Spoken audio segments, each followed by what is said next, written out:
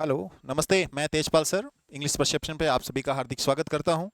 आज का जो हम टॉपिक लेके चल रहे हैं वो आरपीएससी फर्स्ट ग्रेड 2025 में जो साथी 40% नहीं गेन कर पाए उनको ध्यान में रख करके बनाया जा रहा है कि ऐसी क्या रणनीति अपनाई जाए, ऐसी कौन सी बुक्स पढ़ी जाए जिससे हमारे मार्क्स जो हैं वो अगली भर्ती में नहीं आए। और स्पेशली वो जिनके पास सेकंड ग्रेड का ऑप्शन नहीं है, सेकंड ग्रेड का जिनके पास ऑप्शन नहीं है, उन साथियों को ये चीज़ें बहुत ज़्यादा मायने रखेगी। और वैसे भी यदि आप सेकंड ग्रेड बन भी जाएंगे फिर भी आपके दिमाग में कहीं ना कहीं ये ज़रूर रहेगा कि काश हम फर्स्ट ग्रेड बन जाते। और आप तैयारी करेंगे भी, जैसे ही आपका सेकंड ग्रेड होगा उसके बाद अगला फोकस आपका फर्स्ट ग्रेड पर भी होगा।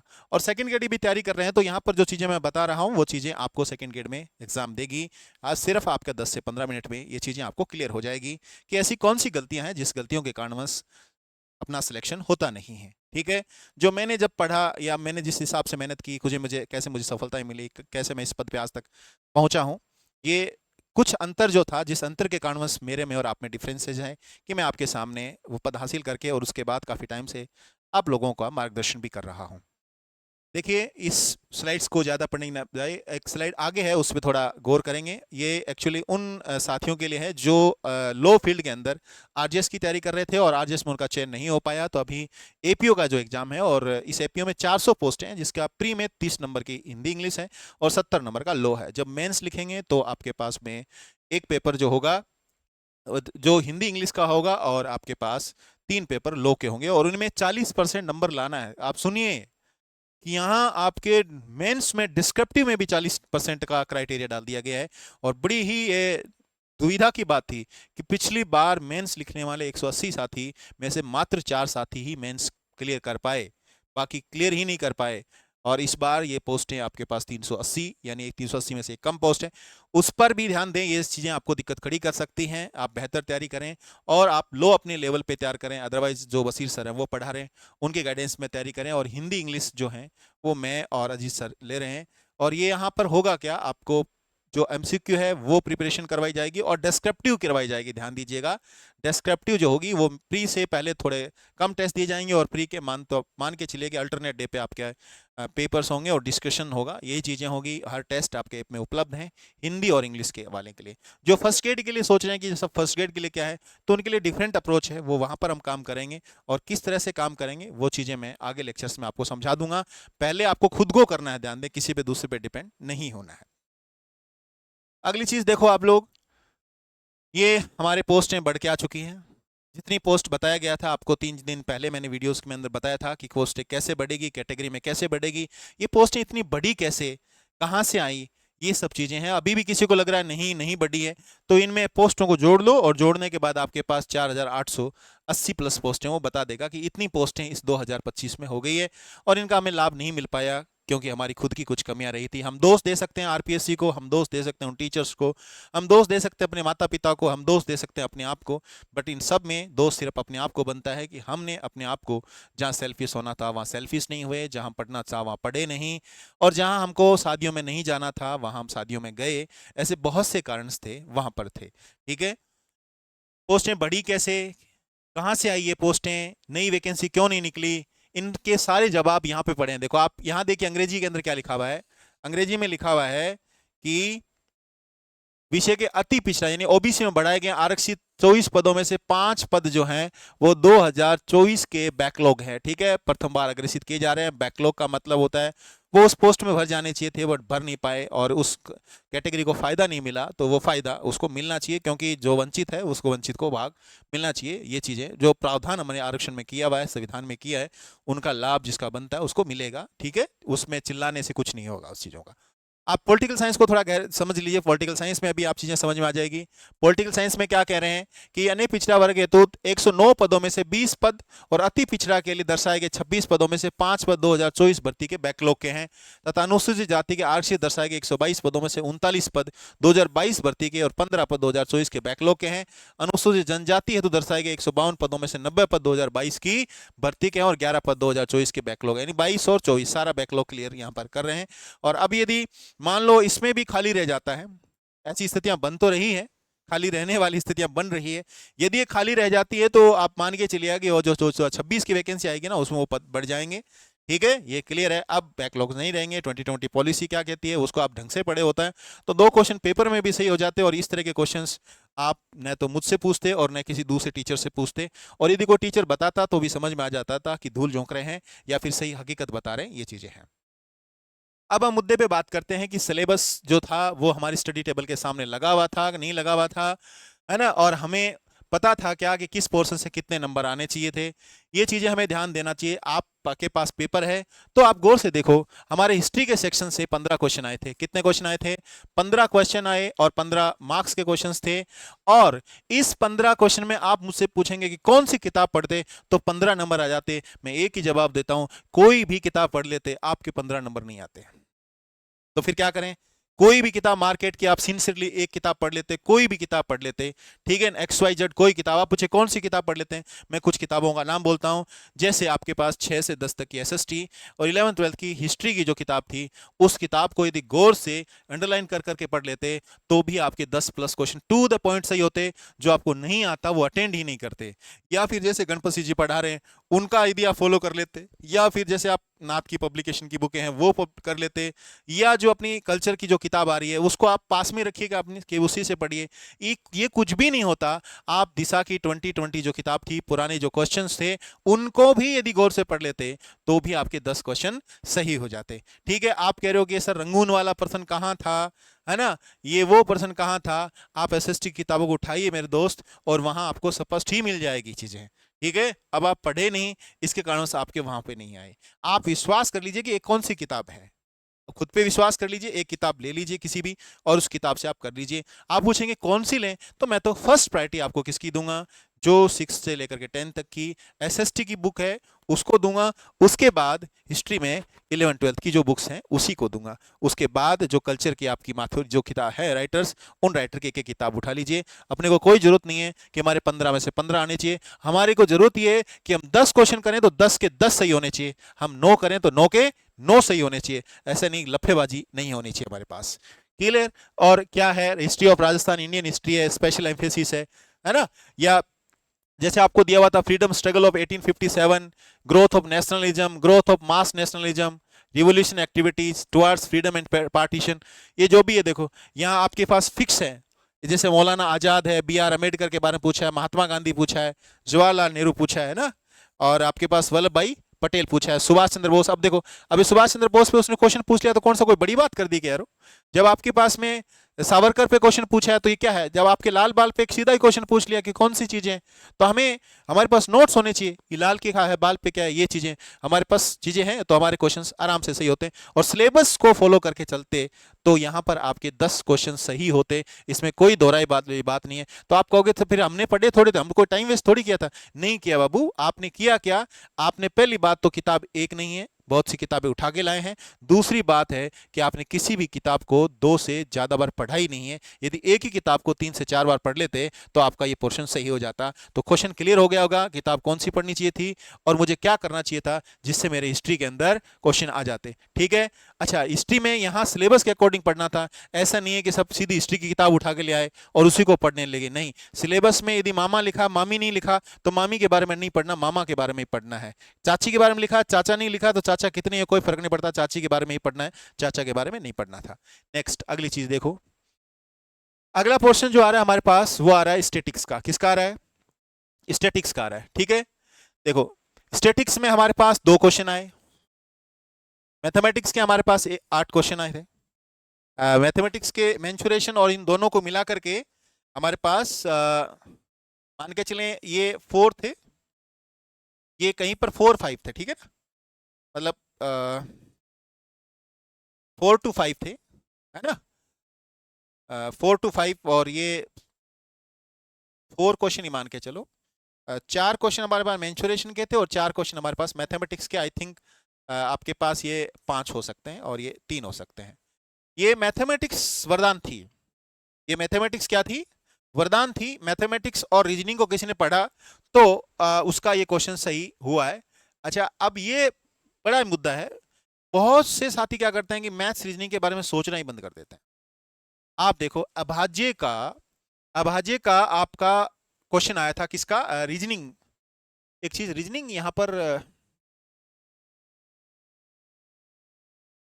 आई थिंक पिछली स्लाइड पे रह गए ना, देखते हैं। मेंटल एबिलिटी के 2 क्वेश्चन आए थे, मेंटल एबिलिटी के 2 क्वेश्चन आए थे, और स्टेट्स का भी अपने पास 4 मैंने गलत लिखवा दिया आपको। स्टेट्स के 2 ही क्वेश्चन आए थे, और ये बाकी के 3-3 क्वेश्चन आ गए थे, बाकी के 3-3 क्वेश्चन आए थे। 3 मेंसुरेशन के मानो, और 3 ही अपने मैथमेटिक्स के मानो, और 2 क्वेश्चन आपके स्टेट्स के आए थे। वो क्वेश्चन आए थे, टोटल 10 क्वेश्चन आए थे। इसके लिए क्या करना चाहिए, कहां से पढ़नी चाहिए? देखो, जो टीचर आपको मैथ्स पोर्शन पढ़ा रहा है, रीजनिंग पढ़ा रहा है, कोई भी XYZ कोई भी टीचर पढ़ा रहा है, कोई भी, बहुत से टीचर्स पढ़ा रहे हैं, उनसे आप सिर्फ इतने टॉपिक ही पढ़िए, आप नहीं पढ़ सकते। मैंने खुद ने सर्फिंग किया यूट्यूब पर, इन सब टॉपिक के फ्री में लेक्चर्स पढ़े। तुम सिंसियरली उन लेक्चर्स का नोट्स बना लो, तुम्हारी नैया पार हो जाएगी। मुझसे भी 2 महीने पहले स्टूडेंट्स ने बोला था कि सर मैथ्स का कोई रीजन बताया, तो मैंने कहा था कि मैं 4-5 घंटे मुश्किल से पढ़ा पाऊंगा मैथ्स रीजनिंग आपको, बट मैं ये दावे के साथ कहता हूं कि मैं 4-5 घंटे जो आपको लेक्चर पढ़ाऊंगा, उसमें आपके 10 में से 10 नहीं तो 8 से कोई नहीं रोक सकता, और वो 8+ नंबर बच्चों के आए हैं। यानी कि इवन मैंने स्टैटिक्स की तो एक मैराथन डाली थी 1 घंटे की, उसको मैराथन में कह ही नहीं सकता, उसी में से ही जितने स्टैटिक्स के सीधे टू द पॉइंट क्वेश्चन आ गए थे। तो ये मैं मेरा कोई बखान नहीं कर रहा हूं, ये इतना मैटर का ही है, ये इतना मैटर का हो हुआ दिमाग में बनाया हुआ है कि मैथ्स रीजनिंग में नंबर नहीं आते। मैथ्स रीजनिंग का आप टॉपिक्स देखिए, और अपने आरपीएससी में पुराने क्वेश्चन आए उनको देखिए, बस इतना सा काम करना है, उन्हीं के ही इर्द गिर्द अपने को तैयारी करनी है। इतना आप कर सकते हैं तो आपके मैथ रीजनिंग में आ सकते हैं। आप मुझे कोई बुक्स बोलेंगे कौन सी बुक है, मैं कोई भी बुक सजेस्ट नहीं करूंगा। क्यों? क्योंकि वो बुक आप लेके आ जाएंगे, बट उसका कोई भी आप उसका मतलब यूज नहीं कर पाएंगे आप लोगों को। जब तक कोई पढ़ाने वाला नहीं होगा तब तक ये चीजें काम नहीं आएगी। मैं भी यदि मैथ्स रीजनिंग की बुक निकालता हूं मान लो, तो मैं जब तक वो मैथ्स रीजनिंग की बुक आपको पढ़ाऊंगा नहीं तब तक आपको समझ में नहीं आएगी। ये दावे के साथ मैं कहता हूं, बुक्स का ये बहुत बड़ा वीक पॉइंट होता है, बहुत बड़ा है। आप सेल्फ में आपकी इतनी अंडरस्टैंडिंग होती तो फिर पेपर पास ही हो जाता ना। नेक्स्ट देखो आगे, हिंदी। हिंदी में हमने 5 क्वेश्चन आए थे। कितने क्वेश्चन आए? 5 क्वेश्चन आए। देखो, बड़े ही संशय की बात है कि आज हिंदी पढ़ाने वाला टीचर राघव को देख करके ही बड़ा हुआ है, राघव से ही पढ़ा है, और राघव को ही ज्ञान दे रहा है कि राघव को ऐसा नहीं करना चाहिए, वैसा करना चाहिए था, ये करना चाहिए था। मैं कहता हूं वो किताब आपके लिए रामबाण थी, रामबाण है, और रामबाण रहेगी।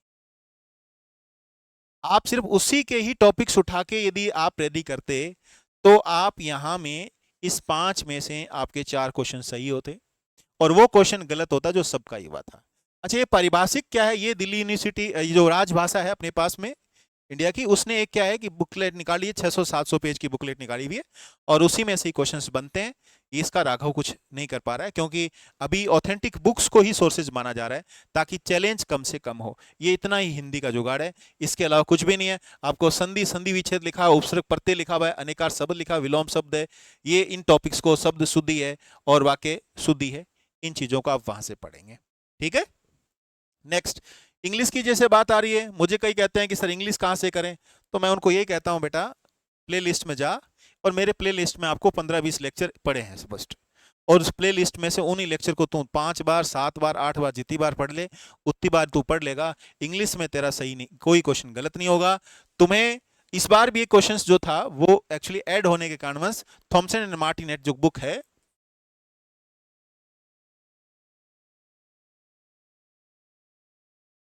ये बुक आपके पास होनी चाहिए, ये बुक आपके पास होनी चाहिए, ध्यान दें। एक कमेंट आया था कि सर 2-3 क्वेश्चन के लिए बुक थोड़ी पढ़नी है। अरे बाबू, ये बुक थोड़ी पढ़नी है, ये बुक नहीं पढ़नी। आपको ये टॉपिक दिए, ये टॉपिक ही देखने हैं बस।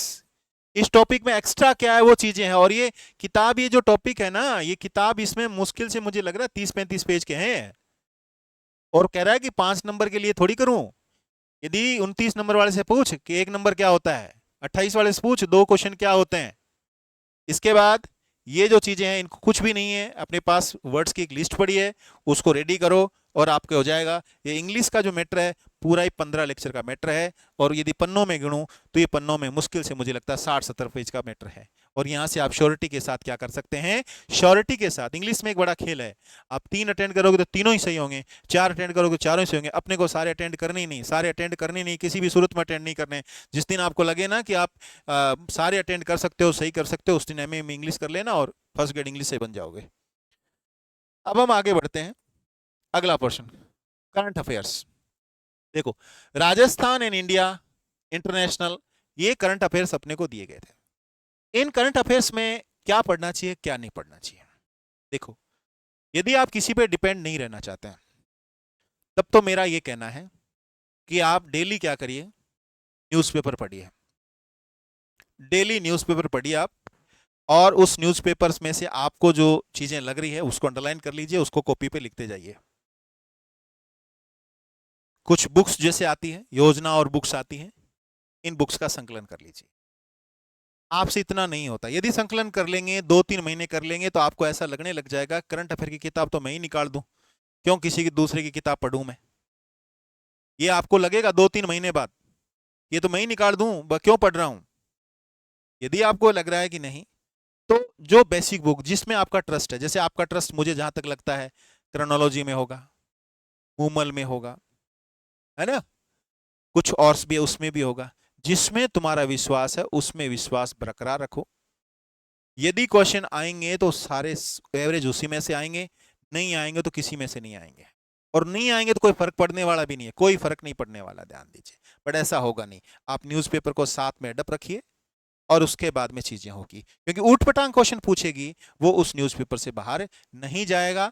और थोड़ा सा डेली चीजों से अपडेट रहिए, डेली चीजों से अपडेट रहिए, ठीक है ना। मॉर्निंग में कोई एनालिसिस लेके आता है, डेली पकड़ लो 15-20 मिनट का, कि कोई एनालिसिस ले रहा है न्यूज़पेपर का, उसको सुनने की आदत डाल लो और उनसे अपने क्या करो, वन लाइनर बना लो। आपके क्वेश्चंस किसी भी सूरत में गलत नहीं होंगे, किसी भी सूरत में गलत नहीं होंगे, कितना चाहे फैक्चुअल आ जाए, कुछ भी आ जाए। और इस बार फर्स्ट ग्रेड में करंट अफेयर के क्वेश्चंस थे वो 10 क्वेश्चन आए थे। कितने क्वेश्चन आए, 10 क्वेश्चन आए।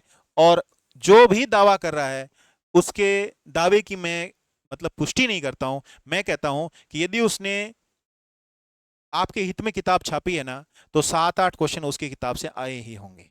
यदि नहीं छाटी है तो उसकी गलत है, ठीक है। कुछ 1-2 क्वेश्चन हैं जिस पे आप ऑब्जेक्शन लगा सकते हो, तो ऑब्जेक्शन भी वहां पे बनता है और वो क्वेश्चन डिलीट भी हो सकते हैं। जनरल साइंस के लिए क्या पढ़ा जाए, जनरल साइंस के लिए क्या पढ़ा जाए। देखो, जनरल साइंस में अपने को 9th-10th की बुक्स रखनी है, 9th-10th बुक्स, ये हमारा प्राइमरी सोर्स है। इसके बाद 11th-12th के कुछ टॉपिक हैं वो देखने हैं। उसके बाद ये लाइन पढ़ो, देखो गौर से, इस बार जोड़ी थी, traditional knowledge system in India science. आप इस हेडिंग को यदि गूगल पे सर्च करेंगे और साथ में अपना इकोनॉमिक सर्वे जो कह रहा था कि गवर्नमेंट इसके फील्ड में क्या कर रही है, ये जो आप कह रहे हैं ना पित्त वाला पर्सन कहां से आया और कैसे आया, अभी 3-4 महीने पहले क्या हुआ था, स्कूलों में एक पोस्टर चिपकाए गए थे, गवर्नमेंट स्कूलों में पोस्टर चिपकाए थे, और उस पोस्टर में ये बात साफ लिखी हुई थी।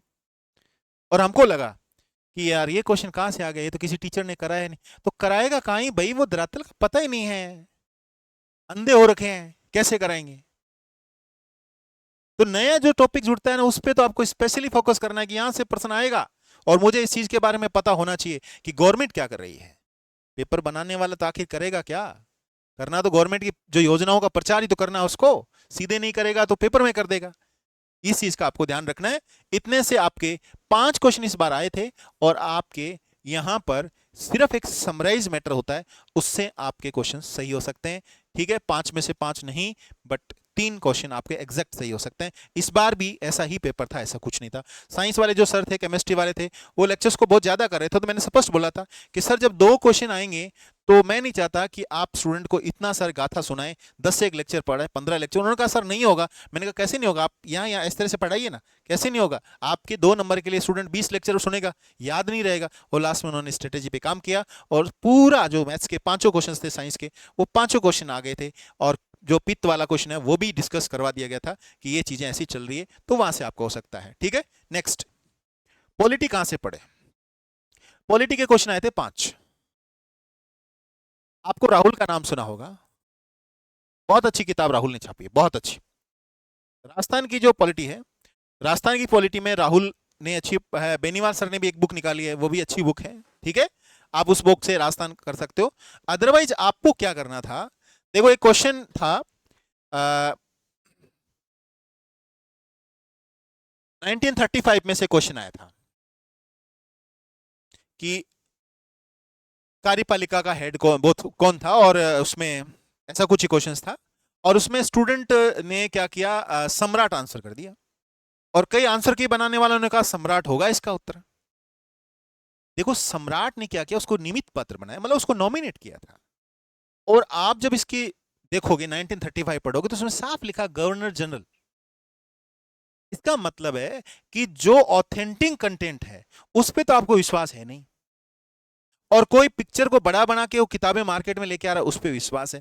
अरे भाई 1935 लिखा हुआ है, कॉन्स्टिट्यूशन असेंबली लिखा हुआ है, साइलेंट फीचर्स ऑफ कॉन्स्टिट्यूशन लिखा हुआ है। आप प्रत्येक टॉपिक पे अलग अलग नोट्स अलग से रेडी करिए ना।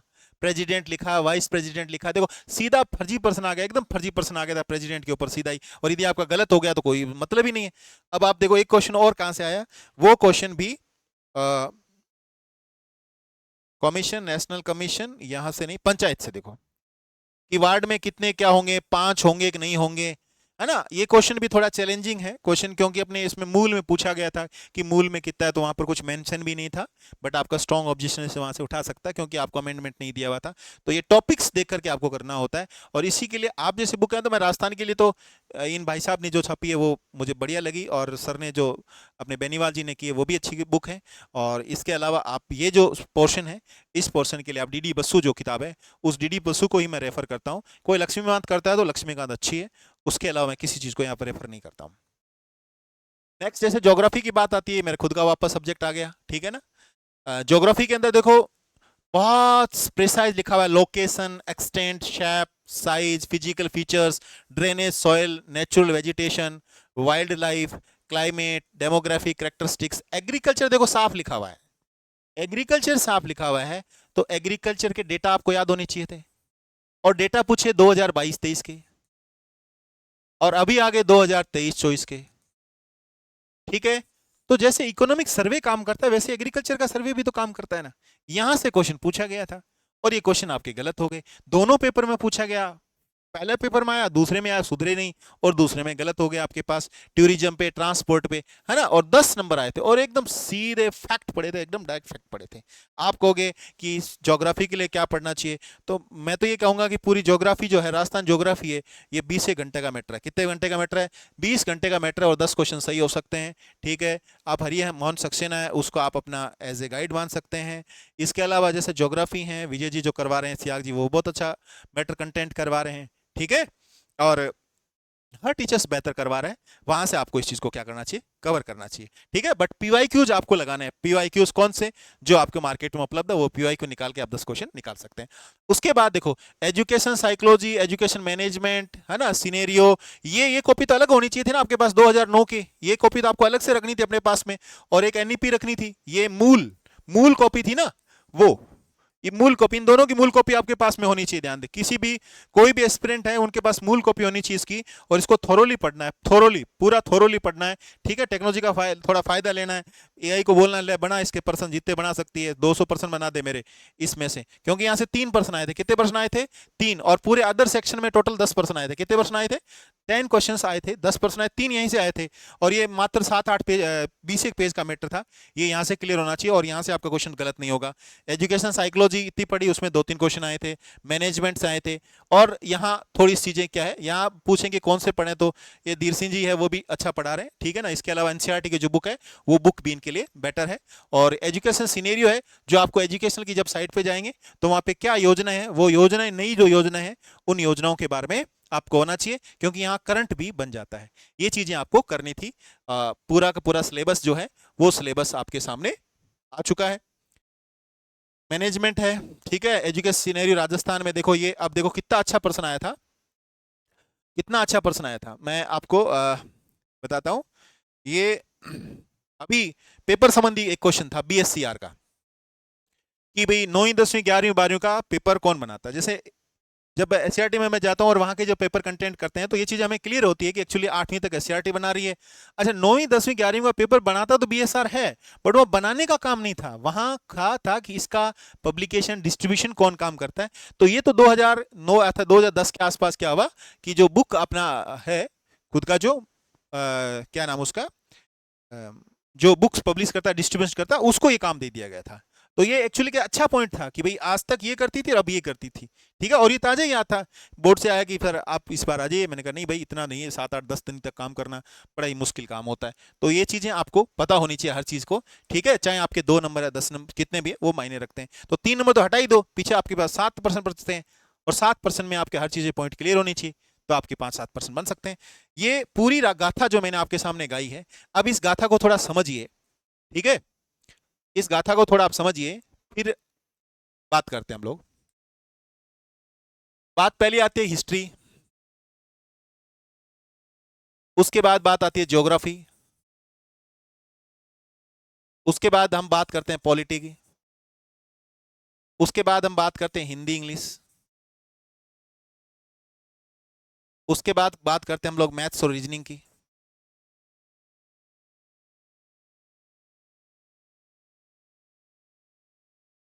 और उसके बाद हम बात करते हैं साइंस की, उसके बाद बात करते हैं मदर की। देखो, हिस्ट्री में 15 क्वेश्चन थे, ज्योग्राफी में 10, 15 और 10 25, पॉलिटी में 5 थे 30, हिंदी इंग्लिश में 10 थे 40, है ना, मैथ रीजनिंग में 10 थे 50, और साइंस में 5 क्वेश्चन थे, और अदर में कितने क्वेश्चन थे, 10 क्वेश्चन थे। अच्छा, बच गया क्या एक्स्ट्रा, करंट। करंट में कितने थे, 10 क्वेश्चन थे। कितने थे, 10 क्वेश्चन। अब आप देखो, तैयारी उल जुलूल तैयारी होने के कारण क्या हुआ, इस पोर्शन में फैक्चुअल आपके पर्सन निकल रहे थे, 5% आपके निकल ही रहे थे, यानी आप उसको टू द पॉइंट कर सकते थे। हिस्ट्री के अंदर आपके 10% निकल रहे थे आपसे। ज्योग्राफी के अंदर सेकंड पारी को तो मैं थोड़ा सा हो सकता है कंफ्यूज हो सकते हैं, बस फर्स्ट पारी में आपके करीबन 8% निकल रहे थे, फिर भी मान लेता हूं 6% आपके टू द पॉइंट निकल रहे थे। पॉलिटी के अंदर 3% एकदम इजी थे। हिंदी इंग्लिश के अंदर आपको दोनों पेपर में 3 3 क्वेश्चंस तो सीधे ही पड़े थे, 6। अब आप देखो, यहाँ मैथ्स और रीजनिंग के अंदर यदि आपकी बेस्ट स्ट्रेटेजी होती थी, सीधा यदि आप फॉलो करते किसी टीचर को, तो यहां पर आपके 6% बन सकते थे। साइंस में 3% अच्छे थे, 2% अटेंड करने वाले नहीं थे, और अदर की पोर्शन में एनईपी और उसको निकालो तो 3, और जो है वहां पर आपके 5% निकल सकते थे। आप इनको जोड़ लीजिए, 10 और 5 15, 6 21, 21 3 24, 24 6 30, 36, 36 और 3 39, और 5 44, 44 क्वेश्चन आपके सामने टू द पॉइंट निकल रहे थे। कब निकलते, जब आपके पास सिंगल सिंगल बुक होती।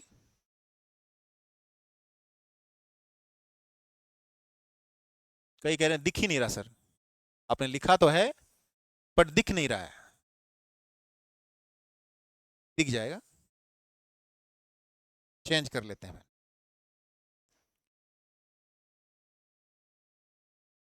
करंट में 6%, वैसे तो 8 थे।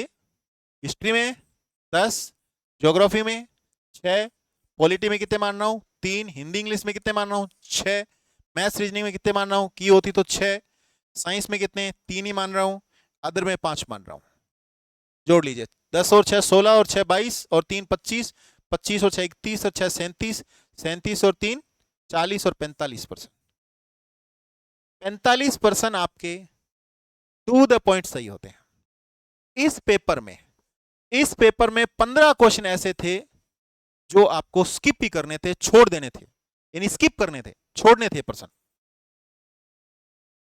अरे जिसका तुम्हें एबीसीडी का ही पता नहीं यार, जिसकी एबीसीडी का ही तुम्हें पता नहीं, तुम उसी को उठाए जा रहे हो। इतना क्या डर होगा, डर इसलिए क्यों, तैयारी नहीं थी। पीछे क्वेश्चन कितने बचे, कि सर पीछे पर्सन बचे 15, पीछे हमारे पास पर्सन कितने बचे, 15% बचे। मान लेते हैं वो 15 रॉन्ग हो गए, तो नेगेटिव कितना लगता, 5 नेगेटिव होता। 5 नेगेटिव होता तो आपका स्कोर क्या होता? आपका स्कोर क्या होता यहां पर कि सर हमारा जो स्कोर होता वो 45 माइनस 5 यानी 40 अपना स्कोर होता। और 40 स्कोर जिस बच्चे का बन रहा है वो टॉप है। यहां मैंने कोई बॉल बच्चन नहीं है, मैंने एक स्ट्रेटेजी सी बताया कि क्या पढ़ना चाहिए था, कितना कंटेंट कम होना चाहिए था आपके पास में, कितना रिवीजन करना चाहिए था। आपको पता ही नहीं है कि आपकी एक्यूरेसी क्या है, मतलब आप क्वेश्चन अटेंड करते हैं उसमें एक्यूरेसी क्या है, नफ्फेबाजी ठोके जा रहे हो, सारे कर रहे हो, 75 के 75 ही कर रहे हो, जरूरत कहां थी आपके पास। कई कहते नेगेटिव ने मरवा दिया, नहीं मरवाया, तुम्हें पता ही नहीं है तुम्हारे सही कितने हैं गलत कितने हैं, ये कारण रहा। पूरा मैंने किताबें आपको बताई है, मुश्किल से मैंने आपको, आप अपने पास रखोगे तो 100 150 पेजों वाली 10 किताबें बताई है पूरे सिलेबस में ही। कुछ जगह तो मैंने आपको बताया किताब खरीदनी नहीं बाबू, आपको कोई किसी का थोड़ा फ्री लेक्चर देख लो और नोट्स बना लो, तुम उसको 20 पेज में बना लेना, तुम्हारा हो जाएगा। इस चीज को आप स्ट्रेटेजी को फॉलो कर लें, 3 से 4 महीने बाद किसी एक्सपर्ट को बोल दें कि आप हमें पेपर बना के दें, ठीक है, और मैं इस पेपर को सॉल्व करूंगा। तुम्हारे पास एक्सपर्ट नहीं है, तुम सिलेबस एआई में डालना, उसको बोलना कि लेवल नंबर 5 बना करके और पेपर बना और मैं इसको सॉल्व करता हूं, तुम सॉल्व कर लेना, तुम्हारा ये स्कोर बन जाएगा 3 महीने बाद ही। बट आपको डिसिप्लिन करना है, आपको डिसिप्लिन में रहना है। डिसिप्लिन में क्यों रहना है, इसका कारण है, इसका कारण है, ध्यान दें। आप फर्स्ट ग्रेड बन रहे हैं, क्या बन रहे हैं?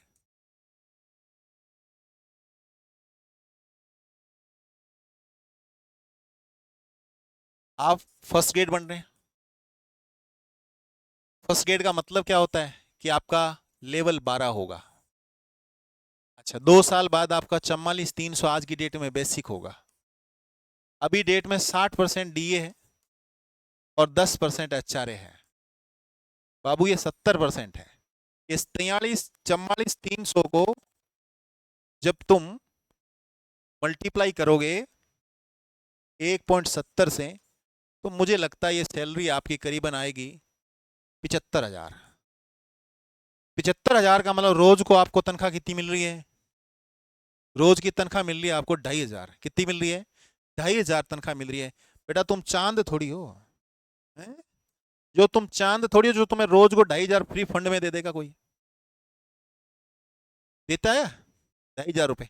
ये 2,500 रुपए पाने के लिए आपको कुछ तो करना पड़ेगा। आप नहीं करोगे तो आपका साथी कोई और करेगा। आप एक राजपत्रित बनने जा रहे हैं, आप अटेस्टेड करेंगे, तो इसके लिए इतना तो करना ही पड़ेगा। और वो करेगा कौन? वो मैं, न तो मैं करूंगा और न ही कोई दूसरा साथी करेगा। वो बेटा तेरे को ही करना है, तो आज कर ले चाहे कल कर ले, यदि चयन करना है तो तुझे करना ही पड़ेगा। हाँ, किसी प्रकार का बुक्स चूज में किसी कंटेंट को यदि पढ़ने में आपको दिक्कत आती है तो आप इन नंबर को सेव कर लें, इन नंबर को आप सेव कर लें। क्या बात है आज? 94 60 114 111, इन नंबर को सेव कर लें। जो प्रॉब्लम आती है वो प्रॉब्लम मुझे बता दें। बुक सिलेक्शन में, कंटेंट पढ़ने में नींद आ रही है, क्या नहीं हो रहा, वो नहीं हो रहा, उसका सॉल्यूशन मेरे पास है। और पढ़ना तेरे को ही पड़ेगा, इसके अलावा कोई नहीं पढ़ेगा। तेरी माँ तेरे लिए चाय बना सकती है, बीवी तेरे लिए चाय बना सकती है, खाना बना सकती है, किताब आपको ही पढ़नी पड़ेगी। ठीक है, यही बात महिला शक्ति पे लागू होती है। आप लगने के बाद बहुत ही आपका चेंजेज आ जाएगा। और आप मेहनत करिए, आपके सामने 2026 की वैकेंसी अति शीघ्र होगी। और ये मान के चलता हूं कि दिसंबर 2027 पकड़ेगा नहीं, पूरी प्रोसेस कंप्लीट हो जाएगी, प्रोसेस कंप्लीट हो जाएगी। ठीक है, ज्यादा बोल बच्चन मुझे आता नहीं है, इसमें ज्यादा बोल बच्चन नहीं आता मेरे को कि क्या होगा, आपको कैसे पता चला, फलाना ढिगड़ा ये है, इतना बोल बच्चन नहीं आता है। तैयारी करनी है तो करनी ही है, तैयारी करनी है तो मतलब करनी ही है। इनके साथ ही मैं आपको आज के लिए अपनी तरफ से बेस्ट विशेष दे रहा हूँ, आगे भी बेस्ट विशेष दूंगा। और इस मातृभूमि के लिए मेरी तरफ से जय हिंद, जय भारत।